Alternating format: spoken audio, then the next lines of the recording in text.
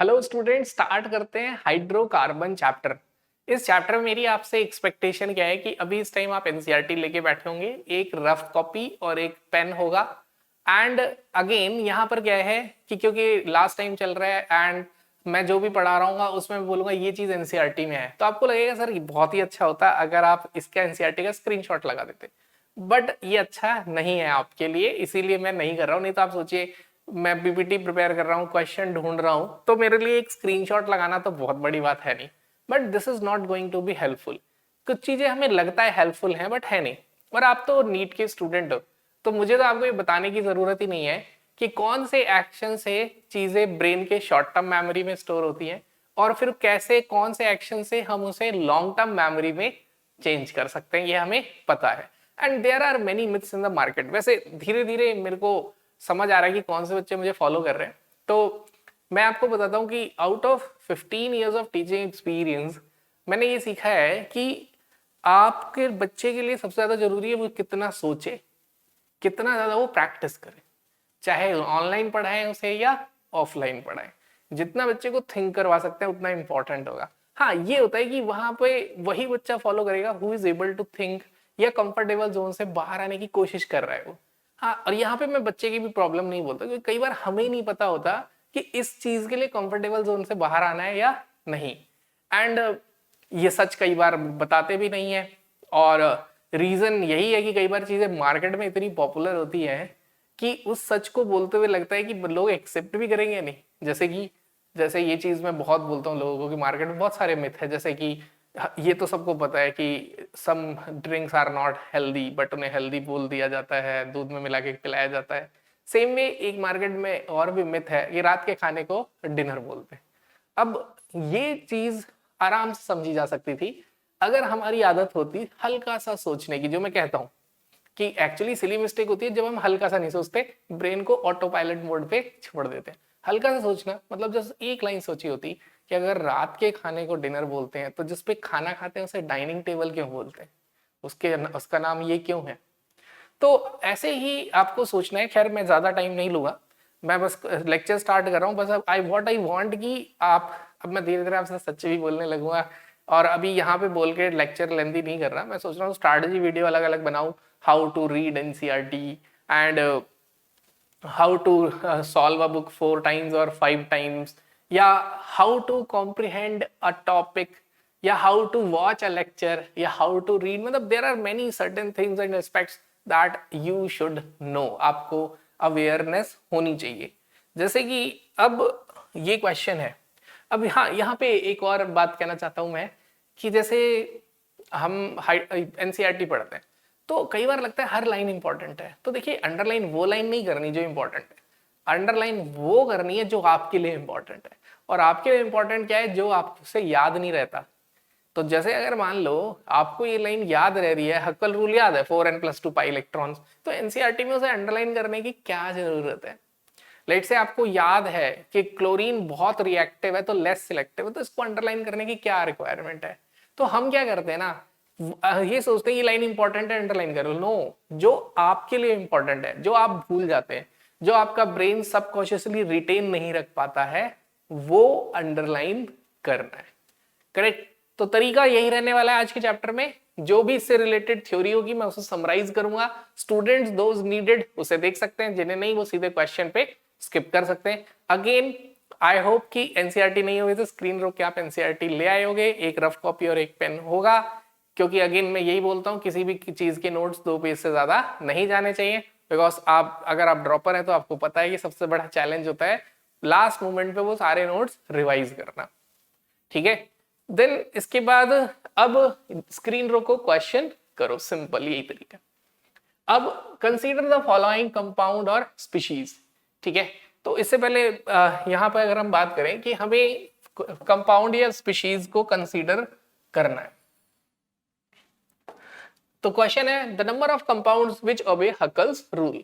तो Huckel's rule क्या होता है? Which have 4n+2 pi electrons. ठीक है? Where n can be any number, n can be 0, n can be 1, n can be 2। तो n का वैल्यू अगर हमने 0 रखा तो 2 आया, यानी 2 पाई इलेक्ट्रॉन से तो हकल रूल फॉलो कर रहे हैं। n का वैल्यू 1 तो 6 मींस 6 पाई इलेक्ट्रॉन्स है, तो हकल रूल फॉलो कर रहे हैं। तो वी कैन से यहाँ पे 1 2 3 4 5 6 7 8 9 10 1 पाई बॉन्ड हैज 2 इलेक्ट्रॉन्स, तो 10 पाई इलेक्ट्रॉन्स, तो n का वैल्यू 0 था तो 2, 1 था तो 6, 10 14 इस तरीके से इलेक्ट्रॉन्स है। ठीक है, तो यहां पे आप इजीली कह सकते हो कि 10 पाई इलेक्ट्रॉन्स है, तो yes it follows Huckel rule. इधर पाई इलेक्ट्रॉन्स कितने 2 and 2 4, no it do not follow Huckel rule. Third 1 2 3 4 this is what, तो मैं हमेशा बोलता हूं ये लोन पेयर नहीं है। कोई भी लोन पेयर जो रेजोनेंस में जाएगा वो बॉन्ड बनाएगा, तो it is not lone pair, उसे आप लोन पेयर कंसीडर नहीं करेंगे।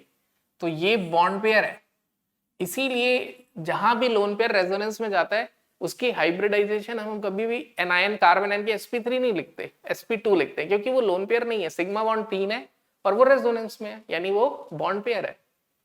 तो it has 6 pi electron, yes it is aromatic. It has 2 and 2 4 pi electrons, कितने लोन पेयर है, फोर्थ में 0। Fifth how many pi electrons are there, 2, ये plus है बट ये लोन पेयर गलती से टाइप हो गया, ठीक है, जस्ट पॉजिटिव चार्ज। अब हमें ये भी पता है पॉजिटिव मींस इलेक्ट्रॉन की कमी, नेगेटिव मींस इलेक्ट्रॉन रिचनेस, क्योंकि सब इलेक्ट्रॉन है सब नेगेटिव है, क्योंकि पॉजिटिव प्रोटॉन तो न्यूक्लियस के अंदर है जो कभी घूमता ही नहीं है। देन सिक्स्थ, तो सिक्स्थ हमें पता है दिस इज एनसीईआरटी एग्जाम्पल, तो ढूंढो ये कहाँ है एनसीईआरटी में। तो 2 4 6 8 देख के लग रहा है anti aromatic, but it is non aromatic.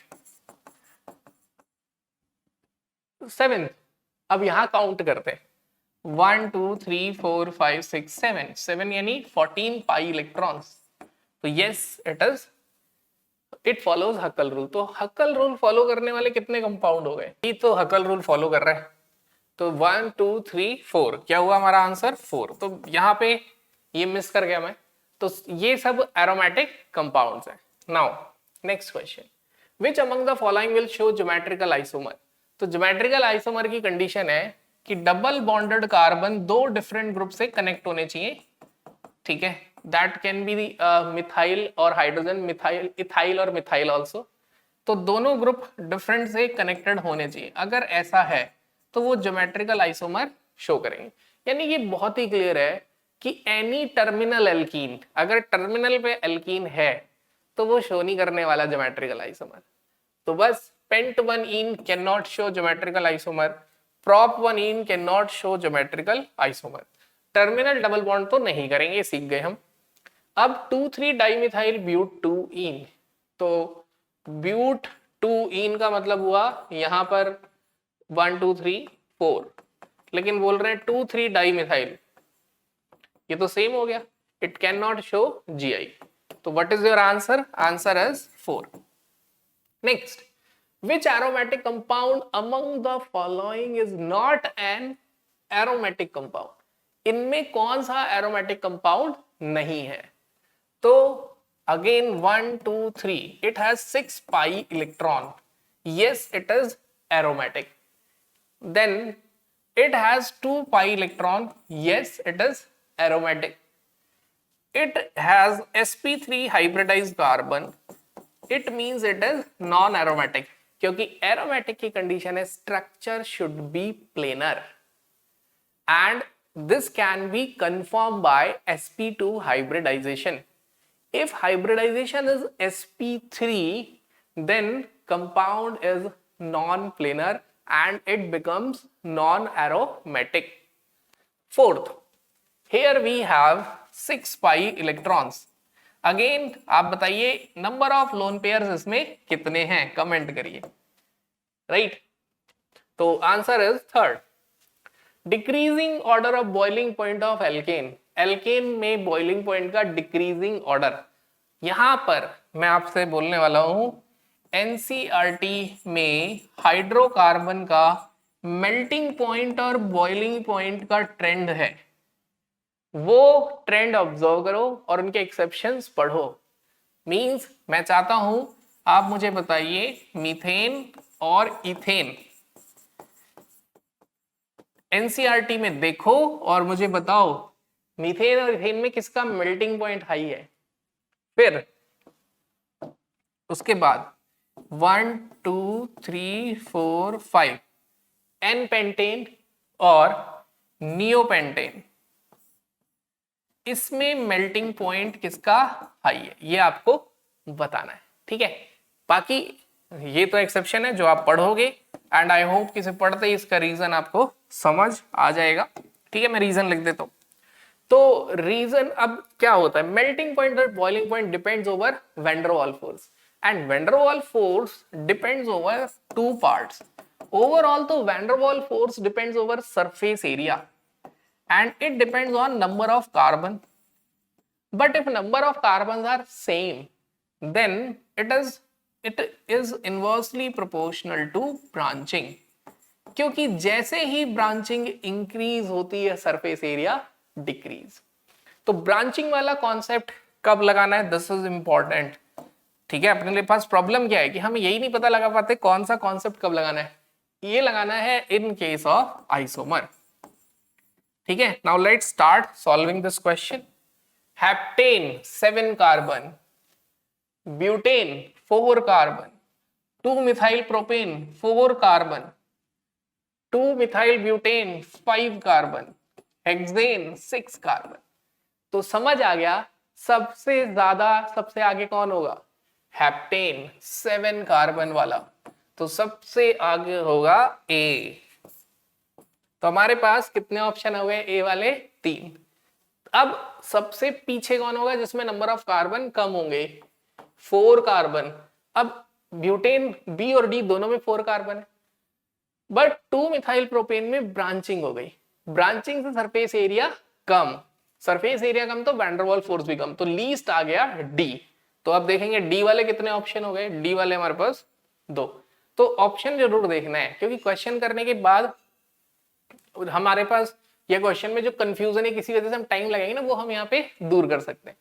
अब हमने जब देखे ये 2 ऑप्शंस तो हमें समझ आया ये ई चेक नहीं करना, मुझे सी और बी चेक करना है बस, कि आउट ऑफ सी और बी कौन आ गया। तो इधर 4 कार्बन है, इधर 5 है, तो कौन आ गया सी। तो व्हाट इज अवर आंसर, हमारा आंसर हो गया फर्स्ट। ठीक है, कई बार हम डेटा हमें याद नहीं होता तो आप एलिमिनेशन मेथड या ऑप्शन देख के क्वेश्चंस कर सकते हैं।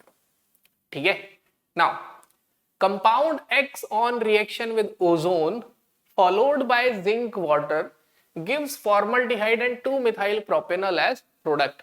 तो आपको एल्कीन प्रिडिक्ट करना है।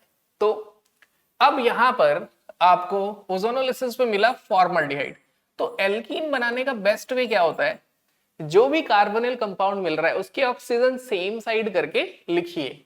तो 2 मिथाइल प्रोपेनल।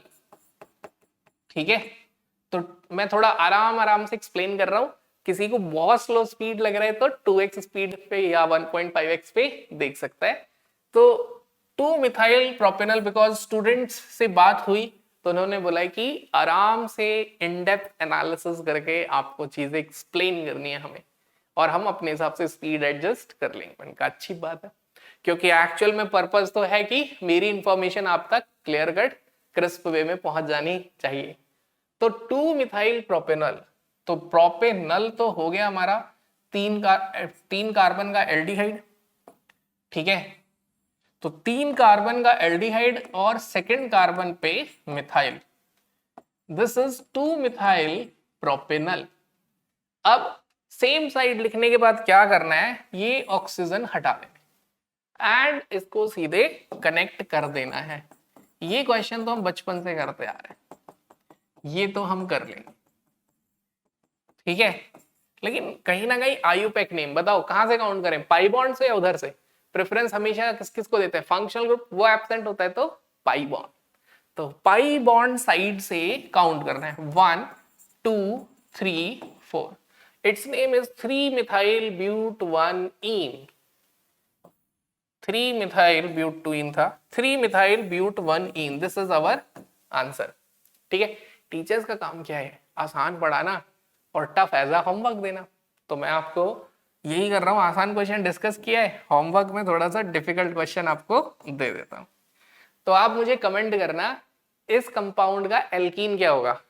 वो एल्कीन जो ओजोनोलिसिस में carbon dioxide, acetaldehyde and acetone दे, वो एल्कीन क्या होगा? ट्राई करिए एंड डाउट द कमेंट करिए। तो दिस इज थिंकिंग पार्ट। जैसे मैंने बोला ना तो कि सोचना भी बहुत जरूरी है, सोचना भी बहुत जरूरी है। हर चीज पे बिलीव नहीं करना। जैसे कि अगर किसी ने कह दिया कि भाई किसी को देख के ज्यादा समझ आता है, किसी को सुन के, किसी को पढ़ के, किसी को करके, तो ये जो इसे वार्क थ्योरी बोलते हैं, visual, audio, reading, writing and kinesthetics, पता नहीं क्या, ठीक है प्रोनाउंसिएशन, काइनेस्थेटिक्स। तो यहाँ पर अब हमें चेक करना है क्या ये थ्योरी सही है। अब देखो, तो सोचना बहुत जरूरी है। Think, keep thinking. थोड़ा सा कंफर्ट जोन से हर क्वेश्चन में फ्रैक्शन ऑफ सेकंड के लिए बाहर आएंगे।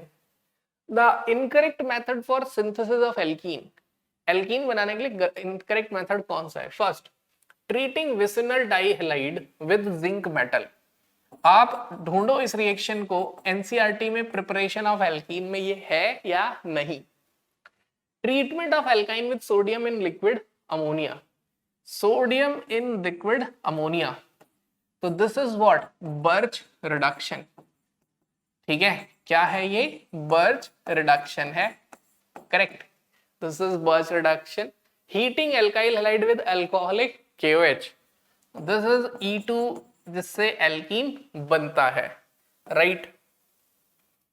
Then treating alkyl halide with aqueous KOH solution, this is SN2 mechanism. ठीक है, तो हमें पता है इससे भी एल्कीन बनता है, इससे भी एल्कीन, इससे भी, लेकिन इससे बनता है अल्कोहल और मैकेनिज्म इज SN1 क्योंकि एक्वस है। ठीक है, तो अब देखा जाए ये क्वेश्चन जो है, कहीं ना कहीं इस क्वेश्चन ने 2022 में नीट ने प्रिपरेशन ऑफ एल्कीन पूछ लिया इनडायरेक्टली सारा। तो यहां पे आपको प्रिपरेशन ऑफ एल्कीन याद हो गया है। ठीक है, अब जैसे यहाँ पे आप देखिए, बच्चों को ये डाउट होता है कि मैं जो ये केमिकल रिएक्शन याद कर रहा हूँ ये आएगा कैसे पेपर में। तो इस तरीके से भी आजकल थ्योरेटिकल वे में भी आ रहा है, ऐसा नहीं कि रिएक्शन आएगा तभी आइडेंटिफाई करना है, ऐसे भी आ रहा है। ठीक है, then next question, dihedral angle of least stable conformer of ethane. ठीक है, this is 2021 question C. NEET, मैं इसीलिए PYQ डिस्कस कर रहा हूं कि नीट ये चाहता है कि क्या तुम एनसीईआरटी ढंग से पढ़ते हो। ठीक है, तो what is dihedral angle? Dihedral angle होता क्या है? तो सबसे पहले तो कन्फर्मर समझते हैं। कन्फर्मर इज रोटामर, यानी रोटेशन की वजह से जो आइसोमर्स बनते हैं, दिस इज कन्फर्मर्स। तो जैसे इथेन का एग्जांपल लेते हैं। अब इथेन में एक कार्बन आगे है और एक उसके पीछे है। अब इधर एक हाइड्रोजन लग गया है, इधर एक हाइड्रोजन लग गया है, इधर एक हाइड्रोजन लग गया है। सेम वे इधर भी एक हाइड्रोजन है और एक इधर भी और इधर भी। अगर इसी चीज को हम यहां से देख रहे होंगे तो कैसा नजर आ रहा हो? ऐसा लग रहा होगा एक कार्बन आगे है और उससे 3 हाइड्रोजन कनेक्टेड है। ठीक है, you can say 3 hydrogen are connected like this. And जो पीछे वाला हाइड्रोजन है वो नजर नहीं आ रहा, वो दिख नहीं रहा, तो हम उसको कैसे रिप्रेजेंट करते हैं? बाय डॉटेड लाइन या डैश से। तो हमने जो पीछे वाला हाइड्रोजन नजर नहीं आ रहा वो बना दिया कुछ इस तरीके से, जिसमें सर्कल के आउटर से वो कनेक्टेड। करेक्ट, नेक्स्ट पार्ट पे आते हैं। अब यही इथेन ऐसा होता कि ये जो हाइड्रोजन है और ये जो हाइड्रोजन है और ये, इन दोनों हाइड्रोजन के बीच में एक हाइड्रोजन होता, इधर इसके बीच में और इधर इसके बीच में। अब अगर इसको कोई देख रहा होता तो ये कैसा नजर आता? अब अगर इसको कोई ऑब्जर्व करेगा तो ये कैसा नजर आएगा? इट इज लाइक दिस, एक सर्कल जिसमें आगे 3 हाइड्रोजन है। तो हमने क्या किया, आगे 3 हाइड्रोजन्स कनेक्ट कर दिए, 3 हाइड्रोजन कनेक्ट। अब जो पीछे है वो उसके बीच में है, तो जो बीच में है वो कुछ इस तरीके से होगा। See, what is bond pair? Bond pair होता है angle between two consecutive bond, दो कॉन्जिक्यूटिव बॉन्ड के बीच का एंगल होता है बॉन्ड एंगल। मैं बॉन्ड पेयर बोल रहा हूँ शायद, बॉन्ड एंगल, ठीक है। अब पूछा है डाइहेड्रल एंगल। डाइहेड्रल एंगल होता है ऑल्टरनेट बॉन्ड के बीच का एंगल। ऑल्टरनेट मतलब angle between this CH and this CH, इधर कार्बन हाइड्रोजन इधर कार्बन हाइड्रोजन के बीच का एंगल। मतलब यू कैन से दिस इज डाइहेड्रल एंगल। ये क्या है हमारा डाइहेड्रल एंगल है। And and and this is bond angle. ये क्या है हमारा बॉन्ड एंगल है। तो क्लैरिटी होनी चाहिए, ऑल्टरनेट बॉन्ड्स के बीच का angle is dihedral angle and consecutive bond के बीच का angle, shortest angle, bond angle. तो यहां पे अगर पूछा जाए कि व्हाट इज डाइहेड्रल एंगल, तो एंगल इज 60 डिग्री, क्योंकि टोटल 360 होता है एंड 6 डिविजन्स है, तो 60 degree is dihedral angle here. तो आई होप डाइहेड्रल एंगल जिन्हें कंफ्यूजन था क्लियर हुआ। अब क्वेश्चन करते हैं dihedral angle of least stable कन्फर्मर। अब इथेन में दो कन्फर्मर होते हैं, तो पहला क्वेश्चन तो मैं आपसे यही पूछता हूं कि नंबर ऑफ कन्फर्मर्स इथेन के कितने हैं। तो बिल्कुल सही, इनफाइनाइट। एनसीईआरटी में ढूंढना है ये। अब दो कन्फर्मर्स होते हैं डिफरेंशिएट करने वाले, वैसे तो इनफाइनाइट होते हैं। एक होता है एक के पीछे एक यानी एक्लिप्स, दूसरा होता है staggered. Staggered form is more stable, but वो बोल रहा है लीस्ट स्टेबल के बीच में एंगल बताना है। अब लीस्ट स्टेबल तो ये है, यानी कि दोनों सेम साइड। अब जब दोनों सेम साइड है तो एंगल कितना हो गया 0 डिग्री। क्या हुआ एंगल 0 डिग्री। तो योर आंसर इज 0 डिग्री। यानी एक्लिप्स फॉर्म में डाइहेड्रल एंगल पूछा है तो वो बिल्कुल एक दूसरे के साथ है, ठीक है। अब यस, अब एक कंफ्यूजन आ सकता है, जो बच्चे मेरे से डाउट पूछते हैं सर ये 180 डिग्री नहीं हो सकता। अगर दिमाग में कभी आएगी 180 डिग्री नहीं हो सकता, तो ये सोचना कि ये एंगल जो होगा ये और ये कितना होगा। कुछ चीजें ना मतलब कॉन्ट्राडिक्टरी तरीके से देखी जाए तो ज्यादा जल्दी समझ आ जाती है। तो 0 डिग्री एंगल देखते ही 180 के बारे में सोचो, ठीक है। Next, consider the given reaction, identify the missing reagent. CH3 CH2 CONA NaOH और इथेन। तो बस नेम रिएक्शन, तो हम ये भी चेक करते चलेंगे कितनी नेम रिएक्शन आई है, ठीक है। तो देखा जाए 2021 में डी कार्बोक्सिलेशन नेम रिएक्शन पूछा है, जिसमें सोडा लाइम डालते हैं NaOH और कैल्शियम ऑक्साइड, एक कार्बन कम हो जाता है, ठीक है। तो calcium oxide is our answer. मतलब डी कार्बोक्सिलेशन से रिलेटेड सारी चीजें पता होनी चाहिए। इसका एनसीईआरटी एग्जाम्पलर में एक क्वेश्चन भी है, ट्राई करो, ठीक है। एनसीईआरटी एग्जाम्पलर में ये मैं साथ के साथ होमवर्क भी देता जा रहा हूं, क्योंकि अब जैसे जो पीवाईक्यू तो मैं डिस्कस कर रहा हूं, उससे रिलेटेड डेरिवेटिव, जैसे आप बोलते हो ना कि सर इंपॉर्टेंट क्वेश्चन भी बताते चला करो जो पेपर के लिए इंपॉर्टेंट है। बच्चों आप सोचो, थोड़ा सा अपना दिमाग लगाओ, फिर एक सेकंड कंफर्टेबल जोन से बाहर आके थिंक कि सबसे ज्यादा इंपॉर्टेंट क्वेश्चन अपकमिंग एग्जाम के लिए क्या हो सकते हैं। आई गेस सबके दिमाग में आंसर आ गया होगा PYQ and PYQ discussion and analysis की उसके डेरिवेटिव्स कैसे हो सकते हैं, मतलब उसके जैसे और कौन से क्वेश्चन पूछे जा सकते हैं। That I am doing. बस what I am not doing कि मैं थंबनेल में लिख नहीं रहा हूँ कि मोस्ट इंपॉर्टेंट क्वेश्चन, ठीक है। बिकॉज मैं जस्ट चाहता हूँ कि मुझे जो बच्चा देख रहा हो उसमें मैं इतना उससे कॉमन सेंस चाहता हूँ कि उसके अंदर इतनी अंडरस्टैंडिंग हो कि मोस्ट इंपॉर्टेंट क्वेश्चन पीवाईक्यू से ज्यादा नहीं होता कोई, ठीक है। तो आपको ये एनसीईआरटी एग्जाम्पलर में ट्राई करना है। तो एनसीईआरटी एग्जाम्पलर में क्वेश्चन है रेट ऑफ डी कार्बोक्सिलेशन बताइए।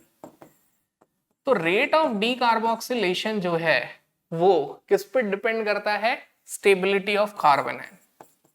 तो मैंने आपको कंसेप्ट भी बता दिया है, try this question.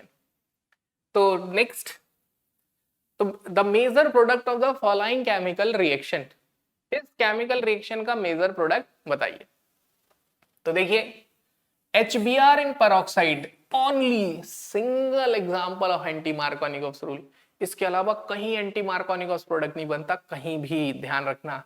Only example HBr peroxide, even HCl peroxide भी मार्कोनिकोव्स रूल देगा, HI peroxide भी मार्कोनिकोव्स रूल देगा। तो यहाँ पे प्रोडक्ट बनेगा एंटी मार्कोनिकॉफ। तो क्या क्या बातें पता होनी चाहिए, intermediators free radical, product is according to stability of free radical, या एल्कीन के केस में एंटी मार्कोनिकॉफ रूल। तो अब बताओ बी आर कहाँ लगेगा, फर्स्ट पे या सेकंड पे। मार्कोनिकॉफ रूल बोलता है rich get richer in terms of hydrogen, hydrogen की टर्म में जो ज्यादा रिच होता है वो और रिच हो जाता है मार्कोनिकॉफ में। यानी कि हाइड्रोजन लगता according to Markovnikov rule x carbon पे, बट एंटी मार्कोनिकॉफ पे ये लगेगा कहां, अब ब्रोमीन लगेगा एक्स कार्बन। तो this is purely NCERT. Why, मैं बताऊं बार बार क्यों रेफरेंस लेता जा रहा हूं, पूरे पीवाईक्यू डिस्कस करूंगा 95 तक के, 89 तक के, शायद लास्ट 89 ईयर के, ठीक है। तो वहां तक 1989 तक के क्वेश्चन डिस्कस करूंगा और मैं आपको बताऊंगा कि एनसीईआरटी से बाहर क्या आया है। तो अभी तक देखो सब एनसीईआरटी से ही आया है। एंड वन मोर थिंग, सबसे बड़ा प्रॉब्लम है कि हम जब अच्छा स्कोर स्टक कर जाता करने के लिए जेई मेंस के क्वेश्चन करने लग जाते हैं। तो देखिए ऑर्गेनिक मेंस में जो लेवल आता है उसके कंपैरिजन में बहुत बहुत इजी आती है नीट में। तो बिल्कुल इजी इजी पढ़ना है, ऑर्गेनिक को बहुत हाई लेवल तक नहीं जाना है। पता चल रहा पढ़ लिया हमने पता नहीं क्या क्या, वोल्फ रीअरेंजमेंट, डिग्रेडेशन का मैकेनिज्म, और क्वेश्चन में आया डाइहाइड्रल एंगल, जो कि बहुत ही फंडामेंटल था एनसीईआरटी में मेंशन। तो यहां से हमारा आंसर हो गया second, according to anti Markovnikov rule. तो सी, ये भी एनसीईआरटी से। Next, an alkene on ozonolysis give methanol as one of the product. कौन सा एल्कीन ओजोनोलिसिस में मिथेनॉल देगा? अगेन एनसीईआरटी के टेक्स्ट एक्सरसाइज का क्वेश्चन है। जैसे मैं बोलता हूं ना एनसीईआरटी के लास्ट में जो क्वेश्चंस होते हैं वो भी जरूर करो, तो ये उसका क्वेश्चन है। नाउ पूछा है कि कौन फॉर्मल्डिहाइड देगा, तो क्लियरली फॉर्मल्डिहाइड में एक कार्बन अलग हो जाएगा, तो फर्स्ट ऑप्शन तो नहीं होगा। सेकंड ऑप्शन होगा यस। क्यों? क्योंकि सेकंड ऑप्शन में जैसे ही ये ब्रेक होगा bond, it will gives you form one carbon का एल्डिहाइड। ठीक है, अगर कार्बन पे एक भी हाइड्रोजन है तो एल्डिहाइड बनेगा, नहीं है तो कीटोन। अब ये क्या देगा, दो कार्बन का एल्डिहाइड, क्योंकि one hydrogen is present here, यहाँ पे क्या प्रेजेंट है, एक हाइड्रोजन। एक हाइड्रोजन होने की वजह से एल्डिहाइड मिलेगा, लेकिन दो कार्बन है तो acetaldehyde. And again this is not going to give anything, तो your answer is second. What does, अब आप बताओ, आप अगर हाइड्रोकार्बन चैप्टर उठाओगे सबसे पहले क्या पढ़ोगे? ओजोनोलिसिस। अगर हमें ओजोनोलिसिस आता है तो हम खुश रहेंगे, ठीक है। The alkane that gives only one monochloro product on chlorination with chlorine in presence of sunlight, ठीक है, लिख देता हूं। एनसीईआरटी में ये एल्काइल हैलाइड चैप्टर है। एल्काइल हैलाइड में टेक्स्ट एक्सरसाइज का लास्ट में ढूंढो इसको, ये क्वेश्चन है या नहीं। तो ये भी एनसीईआरटी का टेक्स्ट एक्सरसाइज से क्वेश्चन पूछा गया 2019 में कि कौन सा एल्केन मोनोक्लोरो प्रोडक्ट्स देगा, ठीक है। तो वो तो मैं बता दूंगा, बट अंडरस्टैंडिंग के लिए हम क्या करेंगे, हम चारों ऑप्शन में देखेंगे कौन कितने प्रोडक्ट बन सकता है, क्योंकि अभी हम सीख रहे हैं। हो सकता है अगली बार क्वेश्चन आ जाए कौन सा कंपाउंड दो मोनोक्लोरो प्रोडक्ट देगा, कौन सा तीन देगा, कौन सा चार। जिन्होंने अभी बोर्ड्स दिए हैं उनको समझ आ गया होगा ये बोलते बोलते कि यस, ये एल्काइल हैलाइड का क्वेश्चन है। आइसोपेंटेन, आइसोपेंटेन मतलब सेकेंड कार्बन पे मिथाइल ग्रुप, और कॉमन नेम में सभी कार्बन काउंट होते हैं, तो स्ट्रेट चेन में 4 होंगे, साइड में एक 5, आइसोपेंटेन हो गया। अब चेक करते हैं कितने मोनोक्लोरो प्रोडक्ट देगा। लेट्स चेक 1, यहां क्लोरीन लगेगा, आयुपेक नेम कुछ होगा, 1 क्लोरो 2 मिथाइल। अब अगर यहां भी क्लोरीन कनेक्ट होगा तो भी IUPAC name will remain same, ठीक है। हाँ, तो आयुपेक नेम क्या होगा, सेम होगा। तो व्हाट यू कैन से, यहां से आप क्या कह सकते हो, तो मैंने इसे दोनों को 1 लिख दिया, मतलब दोनों एक ही प्रोडक्ट दे रहे। यहां पे क्लोरीन लगेगा तो IUPAC name will B 2 chloro 2 methyl butane, this is a different compound. अगर यहां क्लोरीन कनेक्ट हो गया तो it will give you 2 chloro 3 methyl butane, ये भी अलग है। यहां कनेक्ट हो गया ये भी, तो isopentane gives you 4 different monochloro product, right. हो सकता है कल को क्वेश्चन ऐसा बन जाए कि आइसोपेंटेन कितने मोनोक्लोरो प्रोडक्ट देते हैं। Next, 2,2 dimethyl butane, 2 2 di methyl हो गया। ब्यूटेन मतलब स्ट्रेट लाइन में 4 कार्बन। ठीक है, नाउ लेट्स डिस्कस। फर्स्ट पे क्लोरीन लगेगा तो ऑब्वियसली वो तो डिफरेंट होगा ही, बट यहां भी लगेगा तो एक ही बात है, यहां भी होगा तो एक ही, IUPAC name will be same. अब देखो, जिसको देखते ही समझ आ गया बहुत अच्छी बात है, जिसको देखते ही नहीं समझ आया है तो थोड़ा सा एफर्ट लगाओ। आपके पास पेन और पेपर होगा, इस स्ट्रक्चर में एक बार क्लोरीन यहां लिख के आयुपैक नेम लिखो, एक बार यहां, तुरंत क्लैरिटी आ जाएगी। दिमाग में हल्का सा भी कुछ क्लाउडी धुंधला नहीं होना चाहिए। अब यहां पे अगर लग गया क्लोरीन तो सेकंड मतलब डिफरेंट मिल गया ये भी, और इधर हो गया कनेक्ट तो ये भी डिफरेंट मिल गया, यानी it is going to give you 3 different monochloro product. Then neopentane, neopentane होता है सेकंड कार्बन टर्मिनल से उस पे 2 मिथाइल ग्रुप का होना, दिस इज नियोपेंटेन। तो यहां पर क्या करेंगे, this is 1, this is 2, this is 3। तो यहां पर अगर आप देखें, मैं 1 2 3 कार्बन क्यों काउंट कर रहा हूं, मेरे को तो बस सीधे देखना है कि कहीं भी क्लोरीन कनेक्ट कर दो, कहीं भी IUPAC name remain will be same, तो ये देगा सिंगल प्रोडक्ट। तो सिंगल प्रोडक्ट बोल रहा है, तो this is your answer, answer is third. ठीक है, अब थोड़ा सा क्या कहते हैं, आपको होमवर्क दे दो क्या यहीं पे करने के लिए, कि एन पेंटेन होता है 1 2 3 4 5, तो स्क्रीन रोको और बताओ ये कितने मोनोक्लोरो प्रोडक्ट देगा। तो आई होप ऑनेस्टली आप कर रहे होंगे, तो 1 2 3 ये 3 मोनोक्लोरो प्रोडक्ट देगा, क्योंकि उसके बाद आयुपैक नेम क्या हो जाएगा, same. Try to understand this part, नहीं जब तक समझ नहीं आया आगे नहीं जाना। नेक्स्ट क्वेश्चन 2019 में क्वेश्चन पूछा है, alkene A on reaction with ozone and, मतलब ozonolysis is favourite, ozone and zinc water gives propanone and ethanol in equimolar ratio, यानी दोनों 1 1 मोल मिल रहे हैं। Addition of HCl in alkene A gives B as major product. Structure of B, मतलब एक साथ 2 reaction पूछ ली, first alkene ozonolysis, second electrophilic addition reaction. तो पहले हम प्रोपेनॉन और इथेनॉल से क्या बनाएंगे, एल्कीन बनाएंगे। तो प्रोपेनॉल और, तो दिस इज प्रोपेनॉन, प्रोपेनॉन मतलब acetone. Next is ethanol, ethanol is double bond C H and this is CH3। तो हमें पता है कि ये बन गया हमारा एल्कीन बन गया। ठीक है, एल्कीन पता चल गया, तो alkene is CH3 CH3 double bond CH CH3। क्या हुआ ये, 1 2 3 4, ठीक है, 2 मिथाइल ब्यूटेन। अब इसमें हमने ऐड किया HCl, क्या ऐड किया, HCl। तो HCl ऐड होगा, तो बताओ out of X and Y chlorine कहां जाएगा, H plus will attack here, it will form tertiary carbocation, यहां लग जाएगा Cl। तो हमारा आंसर हो जाएगा 1 2 3 4, पहले तो 4 कार्बन होने चाहिए, 1 2 3 4 5, 1 2 3 4 5, तो मैंने ही कम बनाए क्या, 1 2, अच्छा 5 होने, 4 सीधे एक साइड में, ठीक है, 1 2 3 4 5, यस।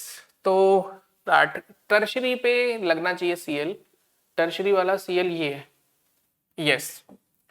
तो देखो 1 2 3 4 5 यहां पे Cl कनेक्ट हो जाएगा, तो दिस इज योर आंसर। अब ये मैंने खुद से सोचा है, आप क्या इसका प्रोडक्ट बना पा रहे हो ये देख लो। तो यहाँ पे जो कॉन्सेप्ट इन्वॉल्व है वो मैं लिख देता हूं कि 2 कॉन्सेप्ट कौन कौन से हैं। फर्स्ट आपको ओजोनोलिसिस, अगेन ये एनसीईआरटी से है। सेकंड इलेक्ट्रोफिलिक एडिशन रिएक्शन, कि एल्कीन पे सबसे पहले इलेक्ट्रोफाइल अटैक करता है, स्ट्रॉन्गेस्ट इलेक्ट्रोफाइल इज प्रोटॉन, और फिर प्रोडक्ट बनता है according to stability of carbocation, carbocation की स्टेबिलिटी से प्रोडक्ट बनता है। Which of the following, red hot iron tube, तो this is again in NCERT. ठीक है, आप एनसीईआरटी कितने ढंग से पढ़ रहे हैं मुझे बस इतना कमेंट करके बता दो कि एनसीईआरटी में ये रिएक्शन दी हुई है या थ्योरी में लिखा हुआ है। थ्योरी में जैसे एनसीईआरटी में लिखा नहीं होता कि कैन यू थिंक कि अगर सोडियम फॉर्मेट का डीकार्बोक्सिलेशन होगा तो क्या प्रोडक्ट मिलेगा, कोल इलेक्ट्रोलिसिस होगा तो क्या मिलेगा, या can you think how you can prepare methane from Wurtz reaction, ऐसे ही थ्योरी में है या टेक्स्ट में। तो this is preparation of alkyne. अगर एसिटाइलिन को रेड हॉट आयरन ट्यूब में पास करते हैं, it gives you benzene. But अगर यही प्रोपाइन हो जाता है तो it gives you this 3 methyl substituent लग जाएंगे। ठीक है, तो अब क्वेश्चन में क्या पूछा है, number of sigma bond. See fundamental पूछ रहा है, क्या आपको ये पता है सिग्मा बॉन्ड गिनते कैसे हैं, पता कैसे चलता है? तो सिंपली आपको सिग्मा बॉन्ड काउंट करना है। तो देखो, काउंट करते वक्त ऑर्गेनिक के क्वेश्चन के लिए एक सजेशन है सबको कि कोई भी ऑर्गेनिक का क्वेश्चन वर्बली नहीं करेगा, चाहे ये आसान लग रहा है कि सिग्मा बॉन्ड, तो भी वर्बली नहीं, क्योंकि मिस हो जाएगा एक सिग्मा बॉन्ड। तो बेटर है कि कार्बन के साथ 3 हाइड्रोजन बना ही लो।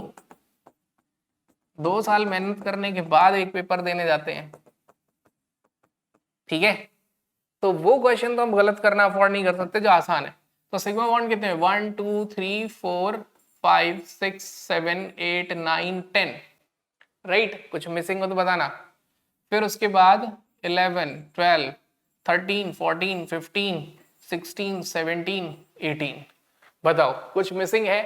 18, क्या 18 ऑप्शन है? अरे वाह, टिक कर देना चाहिए, लेकिन कुछ मिसिंग है, क्योंकि बेंजीन में एक हाइड्रोजन भी होता है। तो 18 + 3 21, तो व्हाट इज योर आंसर? 21।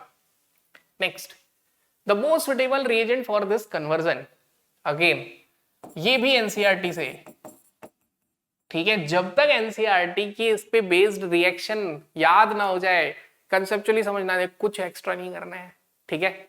ये भी एनसीईआरटी का क्वेश्चन है कि ब्यूट 2 आइन से आपको बनाना है सिस। तो इसके लिए मैं बोलता हूँ वही ब्लूटूथ वर्ड याद रख लो, बीटी, ठीक है। तो बीटी वर्ड से अपने को समझ आया कि बर्च रिडक्शन से मिलता है ट्रांस। तो सिस किससे मिलेगा, लेंडलर्स कैटलिस्ट या रोजनमुंड कैटलिस्ट। तो hydrogen, palladium, carbon, quinoline, this is our answer, ठीक है। तो this gives you cis and this gives you trans, correct, ठीक है। देन नेक्स्ट, ये आपको एल्डिहाइड देगा, लिख देता हूं, कुछ रोव्स रिएक्शन।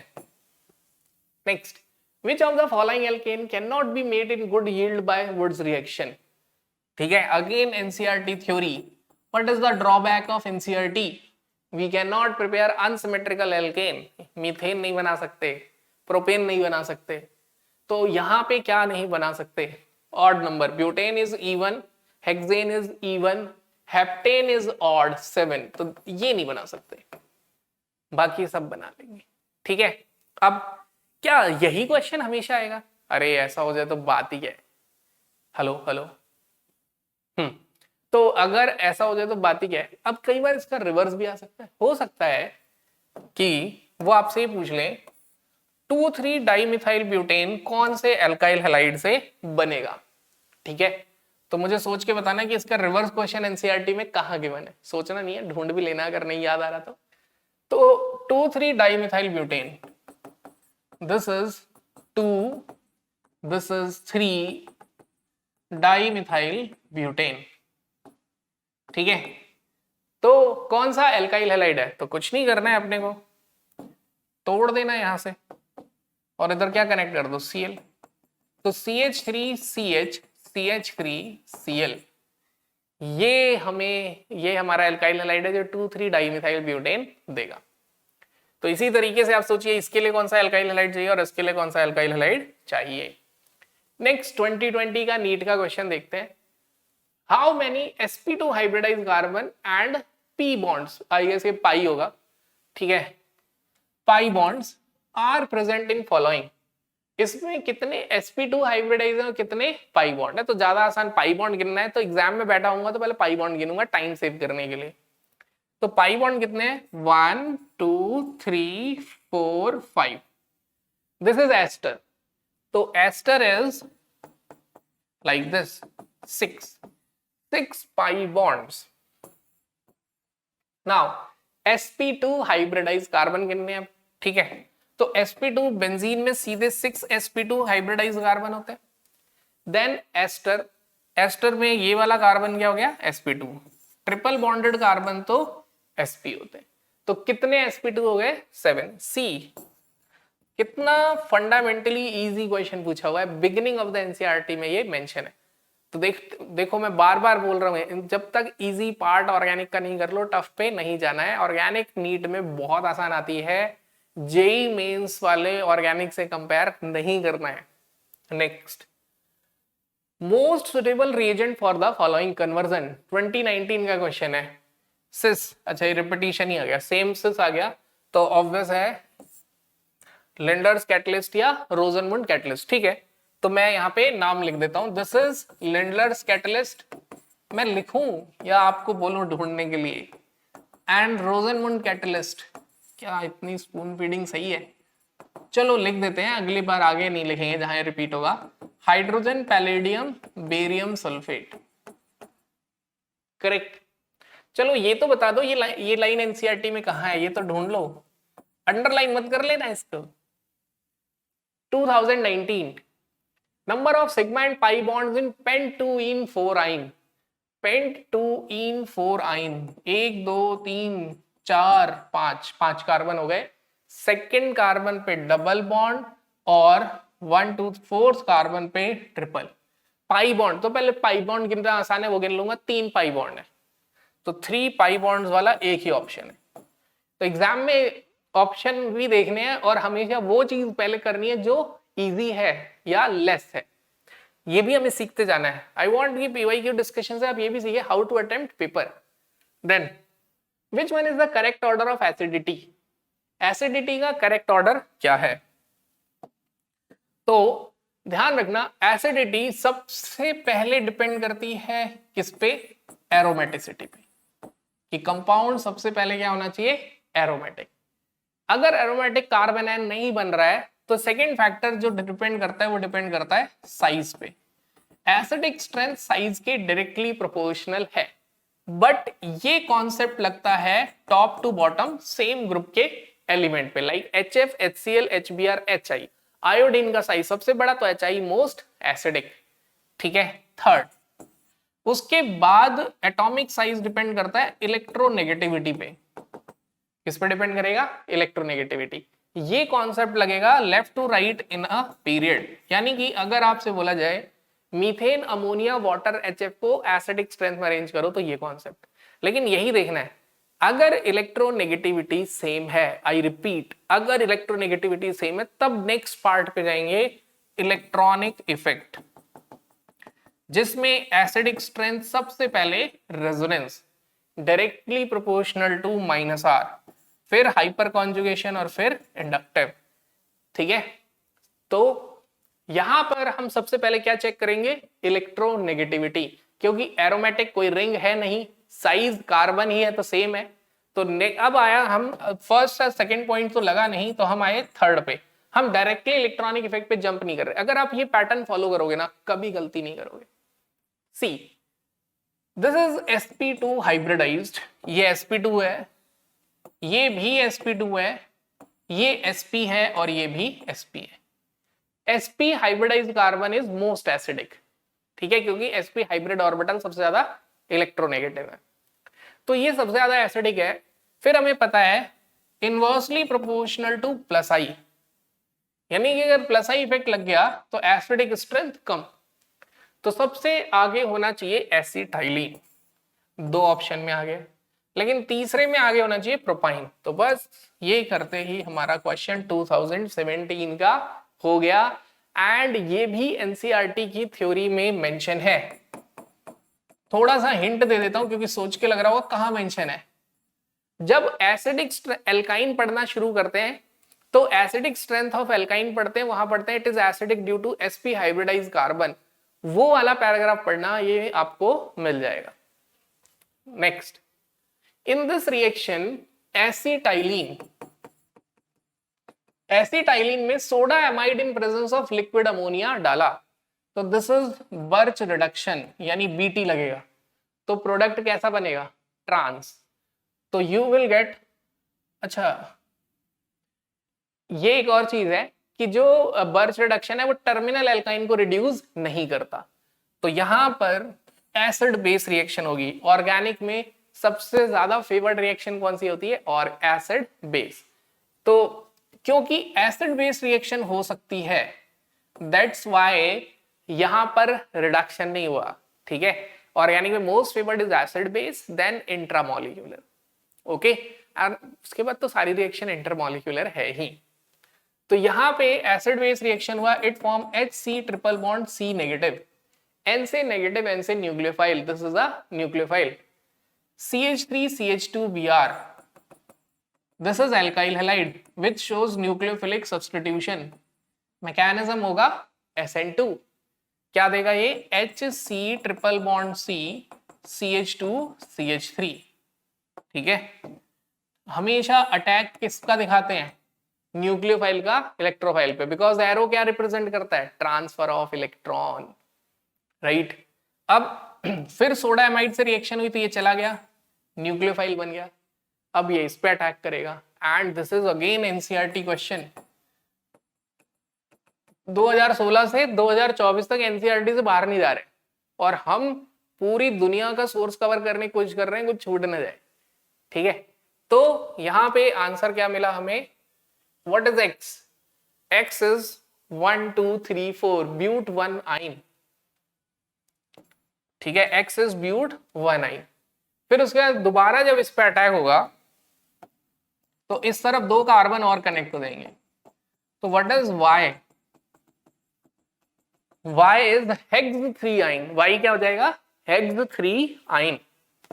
तो दिस इज अवर आंसर। ये बता देता हूं, ये एनसीईआरटी में प्रिपरेशन, जब केमिकल प्रॉपर्टी ऑफ एल्काइन पढ़ते हैं तो हायर एल्काइन बनाने के लिए ये रिएक्शन एनसीईआरटी में मेंशन है। Then which of the following reagent will be able to distinguish between 1 butyne and 2 butyne? यानी टर्मिनल और नॉन टर्मिनल एल्कीन का डिस्टिंग्विश टेस्ट एल्काइन का, तो कौन सा यूज होगा? तो डेफिनेटली NaNH2। सोडा एमाइड अभी हमने देखा, टर्मिनल एल्काइन में एसिड बेस रिएक्शन होगी, नॉन टर्मिनल में नो रिएक्शन। तो NaNH2H लेगा, अमोनिया रिलीज हो जाएगा। तो दिस इज अवर आंसर। ठीक है, तो क्या ये, अब ये एनसीईआरटी का इंटरप्रिटेशन है। एनसीईआरटी में हम ये भी पढ़ते हैं टर्मिनल, ये रिएक्शन भी एनसीईआरटी में पढ़ते हैं, बर्च रिडक्शन भी एनसीईआरटी में पढ़ते हैं, बस सोचते नहीं है। तो सोच के समझ आया कि बर्च रिडक्शन एक जगह तो देता है ट्रांस प्रोडक्ट अगर नॉन टर्मिनल एल्काइन है, बट अगर टर्मिनल है तो एसिड बेस रिएक्शन से न्यूक्लियोफाइल का जनरेशन होता है। Then product of the following reaction, इसका प्रोडक्ट बताना है। तो सिंपल है, ozonolysis is favourite of NEET for hydrocarbon chapter से अगर वो क्वेश्चन देने वाला है तो ओजोनोलिसिस उनका फेवरेट है। तो आप सबको ओजोनोलिसिस पे प्रैक्टिस, ऐसा नहीं मुझे ना सब कुछ आता है, बस ओजोनोलिसिस नहीं आता। तो CH3 2 बॉन्ड तोड़ने हैं और डबल बॉन्ड O लगा देना है। ठीक है, क्योंकि ऑक्सीजन डबल बॉन्ड बनाता है। अगर ये एल्कीन होता तो अलग हो जाते, एल्केन अलग अलग ग्रुप टूट जाते, बट क्योंकि ट्रिपल है तो बस 2 ग्रुप लगेगा, ओजोनोलिसिस। ठीक है, व्हाट इज योर आंसर? हमारा आंसर क्या है? ओके, तो आगे जैसे हाइड्रोलिसिस लिखा है तो इसको हम ऑक्सीडेटिव ओजोनोलिसिस मान लेते हैं। ठीक है, let us consider this oxidative ozonolysis. तो अगर जिंक वाटर होता है तो रिडक्टिव ओजोनोलिसिस होता है, सिंपली वाटर होता है तो ऑक्सीडेटिव। तो in this case it will break and gives you acetaldehyde, मतलब 3 कार्बन का एसिड और 2 कार्बन का एसिड, यानी propanoic acid and acetic acid. This is your answer. ठीक है, बट सी ये AIPMT 2005 का क्वेश्चन है। अब इस क्वेश्चन को देख के अगर आप सारे ऑक्सीडेटिव रिडक्टिव ओजोनोलिसिस पढ़ने लग जाओ तो उसके बाद सिलेबस 2 बार बदल चुका है नीट का। ठीक है, दिस इज 2005 AIPMT जब सब्जेक्टिव पेपर होता था तब सिलेबस लगभग JEE के बराबर था। तो इस क्वेश्चन को देख के ऐसा नहीं कि अरे ये नहीं पढ़ा मैंने, अब सब पूरी दुनिया ओजोनोलिसिस छोड़ के आज हम पढ़ेंगे oxidative ozonolysis. Next, When acetylene is passed through dilute H2SO4 in presence of HgSO4, the compound formed is. तो again this is Kucherov's reaction and again this is from NCERT. This is chemical properties of alkyne. क्योंकि alkyne NCERT में line है जो मैं बोल रहा हूं, जो भी मैं यहां बोल रहा हूं एनसीईआरटी लाइन है, एनसीईआरटी में लाइन है alkyne is less reactive than alkene towards electrophilic attack. Electrophile को जब अटैक करना होता है तो एल्काइन पे इजीली नहीं कर पाता, क्योंकि एल्काइन के electrons pi electrons easily available नहीं है, क्योंकि इसका कार्बन sp हाइब्रिडाइज्ड है जो इलेक्ट्रोनेगेटिव है और शेयर्ड पेयर को खींच के बैठा हुआ है। तो इसकी वजह से इसको हमें थोड़ा सा पार्शियल डबल बॉन्ड कैरेक्टर देना होता है इन प्रेजेंस ऑफ कैटलिस्ट Hg2+।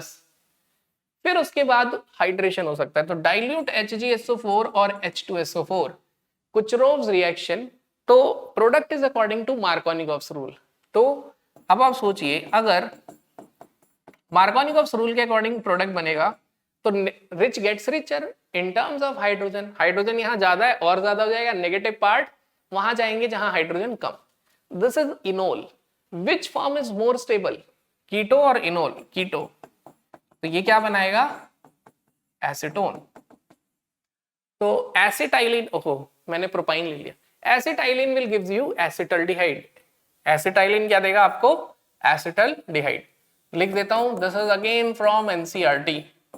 99 से लेके 2000 तक किया क्वेश्चन, एक AIPMT का क्वेश्चन मिला है जो एनसीईआरटी में नहीं है।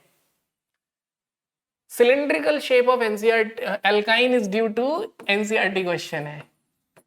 एल्काइन की शेप सिलिंड्रिकल क्यों है?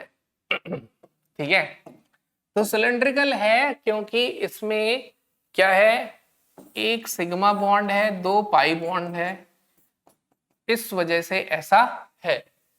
तो what is the reason for this? पढ़ लेते हैं। 3 pi, 3 sigma, 2 sigma, 1 pi, 1 sigma, 2 pi.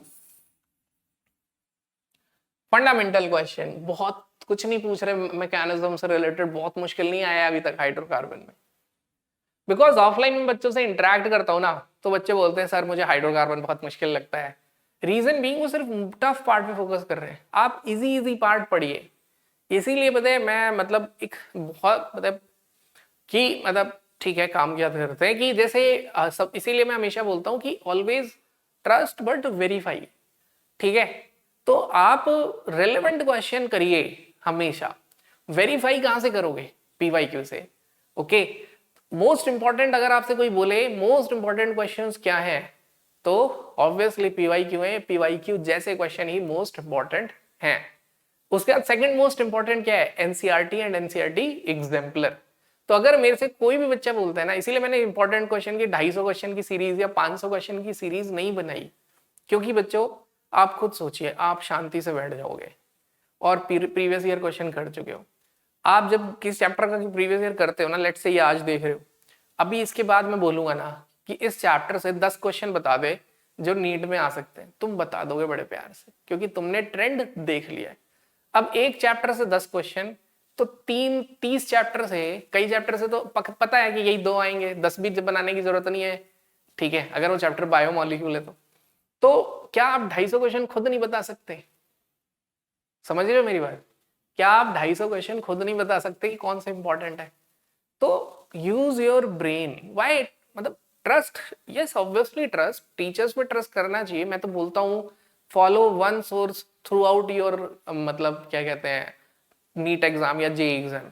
Follow one teacher, do one book 4 times, ये मैं कहता हूँ। लेकिन वो जो एक बुक सिलेक्ट करनी है उसके लिए पहले वेरिफिकेशन तो करना पड़ेगा ना, तो वेरीफाई कर लो। तो मैं आपको इसीलिए बीइंग अ साइंस स्टूडेंट मैं आपको वेरीफाई करवा रहा हूँ कि देखिए ये प्रीवियस ईयर क्वेश्चन कर रहे हैं और ये कंसेप्ट आए हैं। क्या आप इन्हें एनसीईआरटी में हैं? हाँ है। क्या आपने एनसीईआरटी से पढ़े हैं? नहीं तो जाके पढ़िए, अभी भी हमारे पास टाइम है। आज हम इसके बाद PYQ करने के 2 घंटे बाद भी हाइड्रोकार्बन अपना स्ट्रॉन्ग कर सकते हैं, क्योंकि हमें पता है कि एनसीईआरटी से क्या क्या पढ़ना है इस सेशन के बाद। A compound treated with soda amide to give sodium salt. एक कंपाउंड है जिसे सोडा एमाइड से ट्रीट किया NaNH2 और उसने क्या दिया है? Sodium salt. अब सोडा एमाइड तुरंत आपके दिमाग में इतने क्वेश्चन करने के बाद 2 चार्ट बन जाने चाहिए। सोडा एमाइड से या तो बीटी हो सकता है या एसिड बेस रिएक्शन हो सकता है, लेकिन वो सॉल्ट दे रहा है तो acid base gives you salt plus water, तो इससे पता चल गया एसिड बेस हो रहा है। एसिड बेस हो रहा है यानी terminal alkyne. Acid base reaction कौन शो करते हैं? Terminal alkyne. तो ये माइंड में बना फ्लो चार्ट। नोट्स अपने बनाओ, शॉर्ट नोट्स अपने बनाओ। जैसे आप, मैंने बोला 2 पेज से आगे नोट्स नहीं जाने चाहिए। कोई भी नोट्स आपने बना रखे हैं अभी खुद से उसको समराइज करो कहीं बैठ के, और जो मिसिंग है बाद में ऐड कर लो, फिर 1 दिन बाद समराइज करो। अपने आप वो नोट्स शॉर्ट नोट्स में जाते जाएंगे, क्योंकि आप हर बार वो चीज हटाते जाएंगे जो ब्रेन सबकॉन्शियसली अब्सॉर्ब कर चुका है, जो आपको पता ही है। और हाँ, यहाँ पे कई बार बच्चों को ये डाउट हो जाता है, मुझे तो यही नहीं पता, मुझे क्या पता है। एक मॉक टेस्ट दे दो, बिना पढ़े दे दो, जो क्वेश्चन बिना पढ़े सही हो जाए वो पता है, वो आता है, वो हमेशा सही होगा। पता लग गया, सिंपल है। तो आइडेंटिफाई द कंपाउंड, तो कंपाउंड क्या होगा? C2H2 acetylene. This is our answer, क्योंकि ये बेंजीन है, this is ethane and this is ethene. तो बताओ 93 में भी उन्होंने बोला एनसीईआरटी से बाहर नहीं पूछेंगे हम। Next, the alkane that gives only 1 monochloro product, repetition है। हाइड्रोकार्बन 2018 का क्वेश्चन है। Hydrocarbon A react with bromine by substitution, मतलब हाइड्रोकार्बन है और वो सब्स्टिट्यूशन शो कर रहा है। जैसे ही सब्स्टिट्यूशन आ जाए तो हाइड्रोकार्बन क्या शो करता है? Free radical substitution reaction, FSR। ठीक है, form an alkyl bromide which by Wurtz reaction is converted into gaseous hydrocarbon. Gaseous से पता चल गया कि हेक्सेन तक जा सकते हैं, हेक्सेन ऑक्टेन तक। ठीक है, क्योंकि हाइड्रोकार्बन में 8 तक गैस है। Containing less than 4 carbon atoms, लेकिन 4 से कम है इसमें। अब गैस है और 4 से कम है, तो ये क्वेश्चन देखा जाए तो कॉमन सेंस का ज्यादा हो गया। अब देखो 4 से कम और गैस, और रिएक्शन है वुड्स। वुड्स रिएक्शन में 3 का तो बन नहीं सकता, तो बचा क्या? 2। ठीक है। अच्छा, एक और चीज मैंने थोड़ा सा भावनाओं में बहते हुए गलत पढ़ दिया। गैसियस हाइड्रोकार्बन है, फाइनल प्रोडक्ट नहीं है। नहीं नहीं नहीं, ठीक है, सही पढ़ा सही पढ़ा। Wurtz reaction is converted to gaseous hydrocarbon. ठीक है, तो व्हाट इज योर आंसर? यानी कि जो हाइड्रोकार्बन था वो अब 2 कार्बन का प्रोडक्ट यानी इथेन। इसका मतलब जो हाइड्रोकार्बन था वो मीथेन था, ब्रोमीन से बनाया उसने CH3Br, और वुड्स रिएक्शन से बनाया उसने ethane. This is our answer. Reaction नहीं आती, सिर्फ वुड्स के बारे में भी मोटा मोटी पता है, तब भी हम कर देंगे। नेक्स्ट 2016, तो कितना मुश्किल क्वेश्चन आया 2018 में एनसीईआरटी से। मतलब वो कह रहे हैं Wurtz decarboxylation, Birch reduction, name reaction पूछ रहे हैं। आप देखो, आपके लिए और भी सिंप्लीफाई कर दिया भाई, हम डीकार्बोक्सिलेशन पूछ लेंगे, ओजोनलिसिस पूछ लेंगे, वुड्स पूछ लेंगे, नेम रिएक्शन पहले पूछेंगे। तो देखो करते करते पीवाईक्यू डिस्कशन आपको कहीं ना कहीं प्रायोरिटी भी क्या हो रही है? क्लियर हो रही है। ठीक है, द करेक्ट स्टेटमेंट 2016 का क्वेश्चन है। The correct statement regarding comparison of staggered and eclipse conformation of ethane, यानी कि स्टैगर्ड और एक्लिप्स कंफर्मेशन ऑफ इथेन के लिए करेक्ट स्टेटमेंट क्या है? ठीक है, तो eclipse conformation of ethane is more stable than eclipsed staggered. क्या एक्लिप्स फॉर्म स्टैगर से ज्यादा स्टेबल होती है? No, staggered is more stable. तो ये तो गलत हो गया, यहां भी एक्लिप्स ज्यादा है। Staggered of ethane is more stable. अब मैं आगे पढ़ता हूं। Because staggered conformation has no torsional strain, यानी कि इसमें कोई टॉर्शनल स्ट्रेन नहीं है। Staggered conformation has torsional strain. ठीक है, अब ये तो समझ आ गया है कि ये ज्यादा स्टेबल इसीलिए क्योंकि इसमें स्ट्रेन नहीं होगा, यानी कि दैट इज वेरी क्लियर कि this statement is true. And this is also very clear कि ये एनसीईआरटी का क्वेश्चन है। ठीक है, एनसीईआरटी से स्टेटमेंट उठाई है। अभी आप एल्केन की प्रॉपर्टीज पढ़ो, फिजिकल प्रॉपर्टी, वहां एनसीईआरटी में लाइन है। लेकिन इससे भी बड़ा चैलेंज है हम एनसीईआरटी पढ़ के भी नहीं समझ पाते what is dihedral angle. This is clearly lack of focus. English मुश्किल नहीं है वहां पे, मतलब बिटर ट्रुथ है. तो इसके बाद second is what is torsional strain. Torsional strain क्या होता है? सी, समझते हैं टॉर्शनल स्ट्रेन को. टॉर्शनल स्ट्रेन होता है ये जो हाइड्रोजन है और ये जो हाइड्रोजन है, इनके इलेक्ट्रॉन्स रिपेल करते हैं. ये जो लोन पेयर बॉन्ड पेयर, ये जो बॉन्ड पेयर है क्या करते हैं? Repel. Why? Because both are electrons, both are negative charge and like charges repel each other. तो यू कैन इजिली से, आप इजिली ये बात कह सकते हैं. तो why we are not calling it as bond pair repulsion? पहला question तो यही आएगा. बिकॉज बॉन्ड पेयर रिपल्शन होता है कॉन्जिक्यूटिव बॉन्ड के इलेक्ट्रॉन्स के बीच का, और ये सामने वाले बॉन्ड पेयर रिपल्शन है जो मूवमेंट में क्या कर रहे हैं? रिपेल कर रहे हैं. This is called as torsional strain. क्या कहते हैं इसे? Torsional strain. When two bonds are moving, I guess screen पे ऐसे सही दिख रहा है, ठीक है? या मैं पेन है मेरे पास?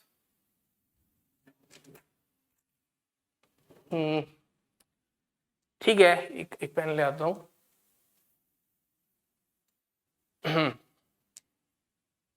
One is my finger and another is this pen.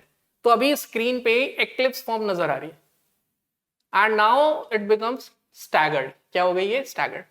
तो ये जो इसके इलेक्ट्रॉन पेयर है और जो फिंगर के बीच के बॉन्ड पेयर है, जब ये पास आएंगे ऐसे तो रिपल्शन बढ़ेगी क्योंकि डिस्टेंस कम हो रहा है, तो ये रोटेट नहीं होने देगा. This is torsional strain. क्या हुआ? Torsional strain. तो डाइहेड्रल एंगल भी समझ आया, सामने वाले एंगल के बीच का एंगल डाइहेड्रल और सामने वाले एंगल के बीच के बॉन्ड पेयर का रिपल्शन भी इज टॉर्शनल स्ट्रेन. तो तीन ही स्ट्रेन हमेशा यूज होते हैं. एक स्ट्रेन होता है हमारा कौन सा?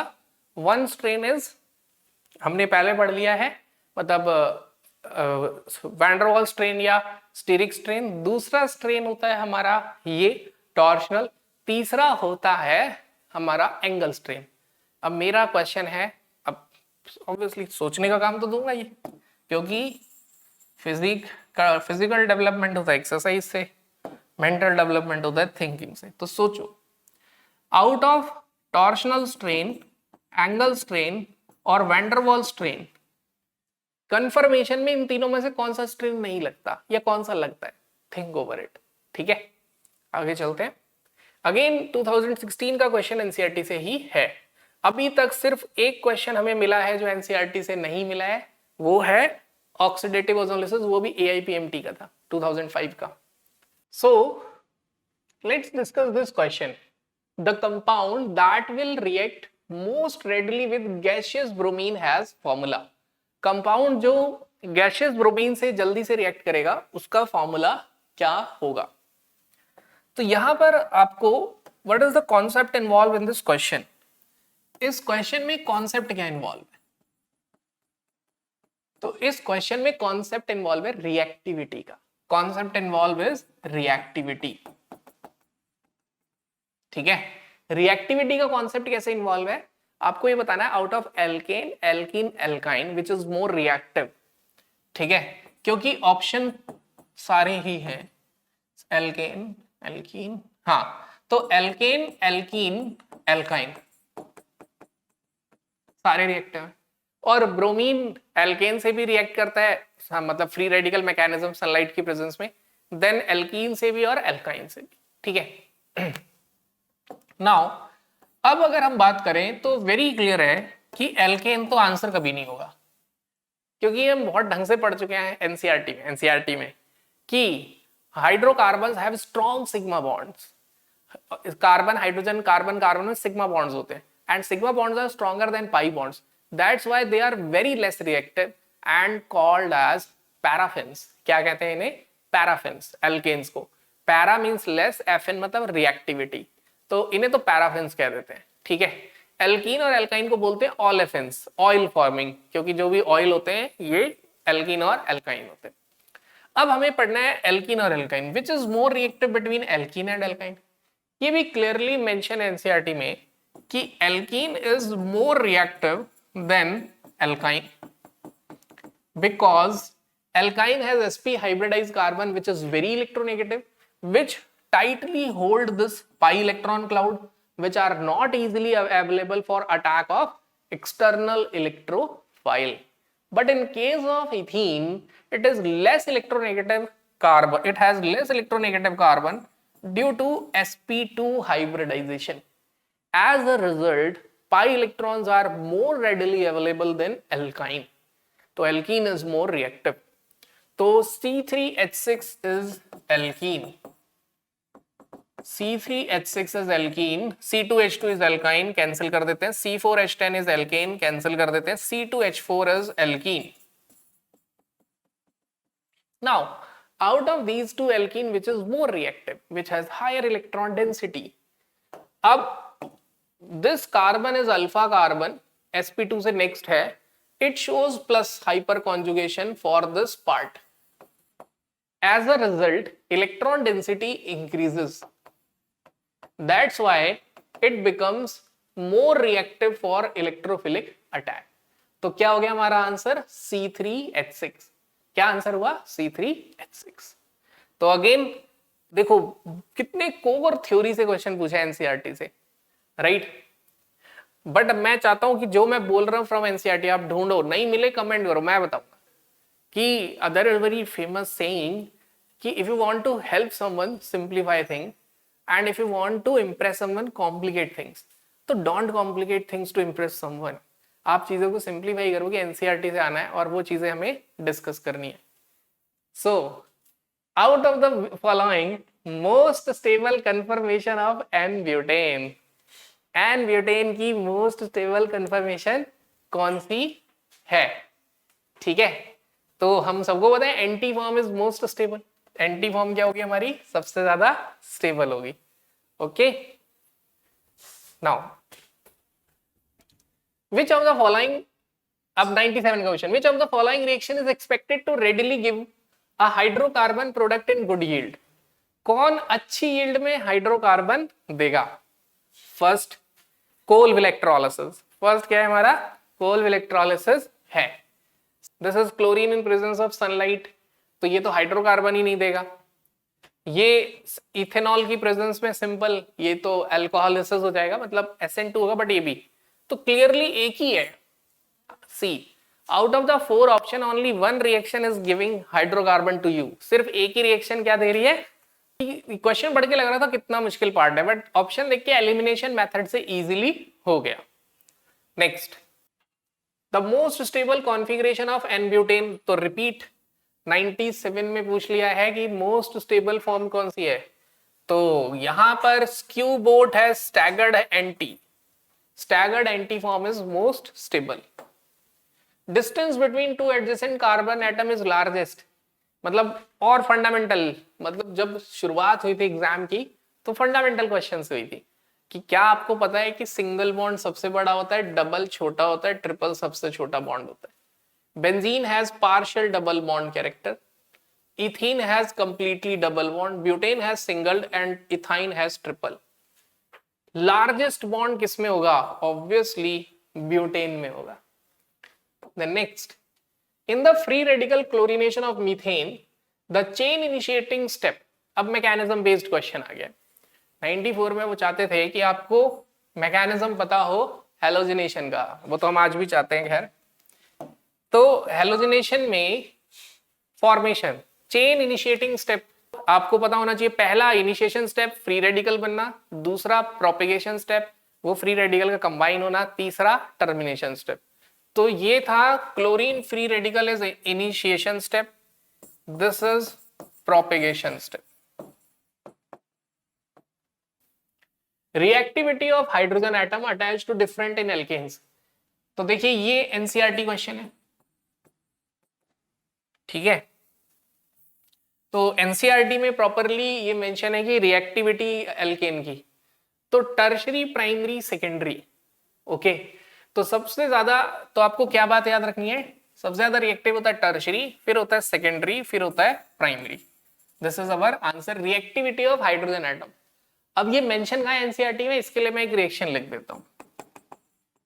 हाइड्रोकार्बन में रिएक्शन मेंशन है, आप ढूंढोगे तो मिलेगी. कि अगर इसका हमने ऑक्सीडेशन कर दिया तो क्या मिलेगा, और क्या ये ऑक्सीडाइज होगा। ठीक है, तो सॉल्व दिस। 93 में भी एनसीईआरटी में ही थे। अब आते हैं 2021 का question. Correct structure of 2,6 dimethyl डेक-4-ईन। डेक-4-ईन 2,6 डाइमिथाइल, आपके ऊपर छोड़ देता हूं ये क्वेश्चन। 2, 3, 4, 5, 6 यही आंसर है बी। एक एल्कीन है, रिपीटिशन है, आइए सब रिपीटिशन ही है। ठीक है। सो स्टूडेंट्स, अब हमने हर तरह के क्वेश्चंस चेक किए एंड अब मैं लास्ट में समराइज करना चाहता हूं कि जो पूरा हाइड्रोकार्बन चैप्टर है उसमें फ्री रेडिकल मैकेनिज्म का अंडरस्टैंडिंग होना, उसके बाद क्रैकिंग भी पता होना चाहिए, देन उसके बाद हमें ये भी पता होना चाहिए कि कोल इलेक्ट्रोलिसिस वुड्स रिएक्शन। एल्कीन में मोस्टली वो कनेक्टेड है किससे, ओजोनोलिसिस से एंड डिस्टिंग्विश्ड से, और एल्काइन में कुछ रोव्स रिएक्शन। तो अगर मैं आपसे बोलूं कि सबसे इंपॉर्टेंट चीज कौन सी है जो हमें पढ़नी है, तो we can say Birch reduction, then Lindlar's catalyst, then Kucherov's reaction, then woods, Kolbe's electrolysis and distinguish test, वही sodium in presence of liquid ammonia वाला, एंड ओजोनोलिसिस। ये सबसे पहले पढ़ो, फिर सीधे आप क्वेश्चन करना ट्राई कर सकते हो। ठीक है, so we end discussion of hydrocarbon here. Benzene हम अलग पार्ट में लेंगे, सारी बेंजीन एक साथ डिस्कस करेंगे। ठीक है, तो आई होप हमने सारे कॉन्सेप्ट्स कवर किए। अब मैं इसके बाद चाहता हूं आप एनसीईआरटी पढ़ें, समझें और उसके क्वेश्चंस करें, टेक्स्ट एक्सरसाइज के और इंटरनल एक्सरसाइज के। देन आप मॉक टेस्ट के सारे क्वेश्चंस फिर से अटेम्प्ट करें। मॉक टेस्ट नहीं, मतलब ये जो प्रीवियस ईयर क्वेश्चन है फिर से अटेम्प्ट करें, जहां फंसे हो फिर उससे रिलेटेड एनसीईआरटी पढ़ो। ठीक है, जब ये ढंग से हो जाए then we will do something extra. So keep practicing. Thank you.